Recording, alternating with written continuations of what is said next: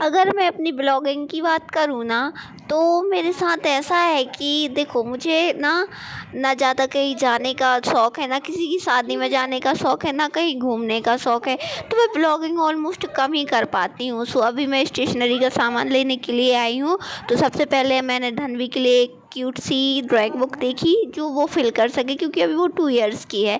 फिर उसके बाद मैंने अपने नोट्स बनाने के लिए एक लिया रजिस्टर, मुझे इस टाइप का रजिस्टर चाहिए था। ऐसे ही बारी-बारी से मैंने बहुत सारी स्टेशनरी की शॉपिंग कर ली। और हाँ, ये भैया है ना जो ये बोल रहे थे मैं आपकी वीडियो देखती, सच में कोई मतलब ऐसे बोलता है ना तो बहुत अच्छा लगता है। फिर उसके बाद मैंने कुछ बुकमार्क वगैरह लिए, कुछ पेंसिल ली, कलर्स लिए। फिर उसके बाद क्या था, मेरी स्टेशनरी की शॉपिंग ख़त्म हुई, तो उसके बाद मैं कवर लेने के लिए आ गई। पर यहाँ पे मुझे अपने मन का कोई भी कवर नहीं मिला। फिर क्या था, मैं निकल पड़ी। और हाँ, अगर आपने वीडियो देखा है तो कमेंट लाइक करना ना भूलें। Bye bye.